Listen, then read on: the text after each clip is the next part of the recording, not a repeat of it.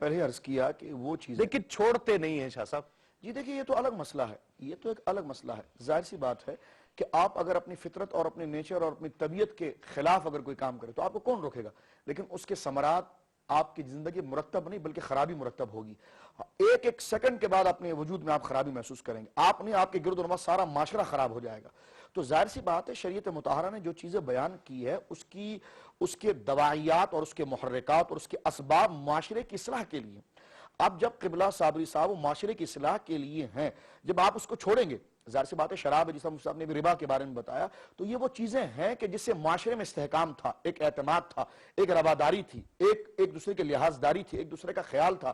ظالم کو اتنی وسعت نہیں تھی کہ وہ مظلوم کو گویا کہ دبا سکے، بلکہ ظالم مظلوم کے سارے کانسیپٹ کو شریعت مطہرہ کلیئر کرنی چاہتی ہے اور انسانوں کو لا کر ایک سطح پر کھڑا کر دینا چاہتی ہے. انہیں ایک مرکز کا پابند بنانا چاہتی ہے. انہیں اپنی ذات کے وجود کو ختم کر کے ایک مرکزیت کی پاسداری کی طرف لانا چاہتی ہے. اور اس سے آپ دیکھتے ہیں جب اس سے ایک معاشرہ بالکل ایک تسبیح کے دانے کی طرح جڑا ہوا ایک منظوم اور خوبصورت سی شکل اختیار کر جاتا ہے. لیکن جب ہم شریعت مطہرہ کی شریعت کی جو میں بات کر رہا ہوں، دراصل یہ عقل ہی اس چیز کو تقاضا کرتی تھی.